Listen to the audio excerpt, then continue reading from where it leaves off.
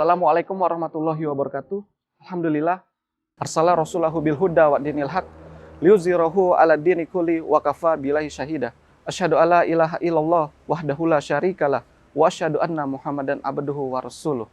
Alhamdulillah, Allah telah mempertemukan kita kembali dengan bulan suci Ramadan.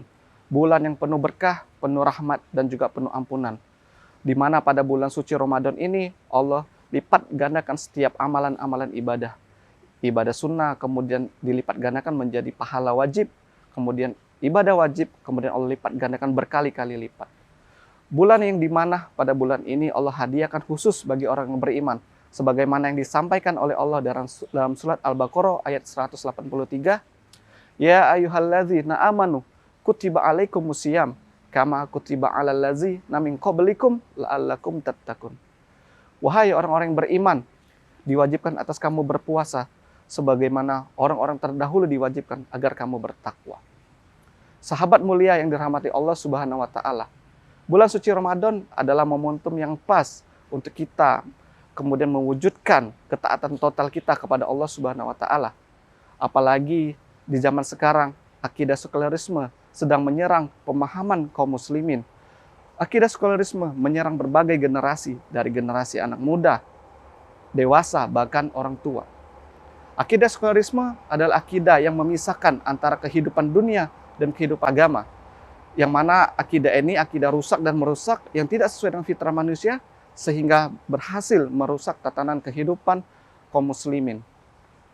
Dari akidah sekularisme ini kemudian hadir, muncul yang namanya pemahaman hedonisme dan materialisme. Pemahaman yang merusak generasi kaum muslimin, terutama generasi muda. Apalagi yang baru-baru ini kita tahu, kita lihat ya, ada grup band musik dari luar negeri yang hadir ke Jakarta dan tiket yang dicanangkan dalam acara itu luar biasa besar. Minimal yang terendah itu sekitar 1 juta rupiah dan yang tertinggi itu sekitar 3 jutaan. Dan tentu kalau kita lihat ini sangat miris.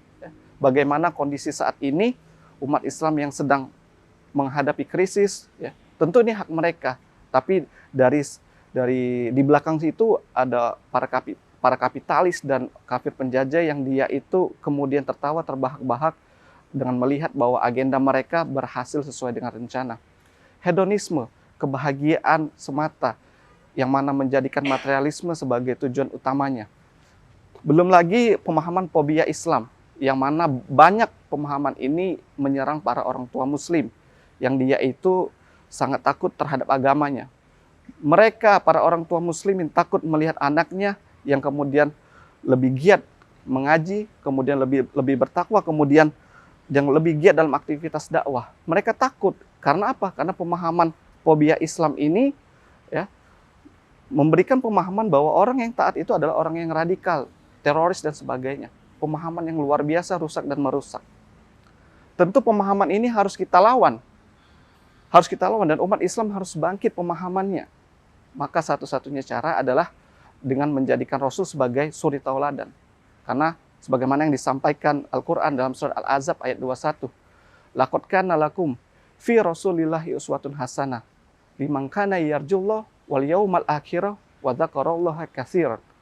Sungguh telah ada pada diri Rasulullah itu suri tauladan yang baik bagi mereka yang mengharapkan hari akhir dan mengharapkan Allah dan juga berzikir yang banyak. Di sini Allah sudah menjelaskan bahwa suri tauladan yang baik itu ada Rasulullah. Maka sudah sangat jelas bahwa kita tidak boleh menjadikan orang-orang kafir sebagai panutan kita, sebagai idola kita. Sebagaimana yang Rasulullah sampaikan dalam hadisnya. Ketika itu dalam sebuah majelis ada seorang laki-laki yang kemudian bertanya kepada Rasulullah, "Ya Rasulullah, kapankah hari kiamat itu terjadi?" Kemudian Rasulullah menjawab, "Apa yang sedang engkau persiapkan terhadap kehadirannya?" Kemudian laki-laki itu menjawab, "Tidak ada ya Rasul, dan saya hanya menyiapkan bahwa aku mencintai Allah dan Rasulnya." Maka Rasulullah menjawab bahwa engkau akan bersama dengan orang-orang yang kau cintai.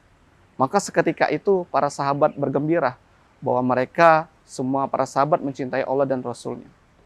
Maka dari sini bisa kita lihat bahwa untuk kembali bangkit itu adalah dengan belajar Islam secara total, secara kafah. Tidak ada jalan lain. Dari situ pemahaman kita akan kemudian bangkit dari pemahaman tadi akan mengubah perbuatan, mengubah tingkah laku. Sehingga pada akhirnya kita bisa menjalankan kehidupan kita sesuai dengan apa yang diajarkan oleh Islam, dan kemudian kita bisa menyampaikan Islam kepada yang lain. Dan pada akhirnya kehidupan Islam akan kembali berlanjut. Oleh karena itu, marilah kita semua, saya menyampaikan pada diri saya dan juga teman-teman sekalian, kembali kepada Islam, belajar Islam secara kafah, secara utuh. Dengan demikian, ketika kita sudah bisa menerapkan Islam dalam hidup kita dan tatanan masyarakat, maka Islam rahmatan lil alamin itu akan benar-benar kembali terjadi. Wassalamualaikum warahmatullahi wabarakatuh.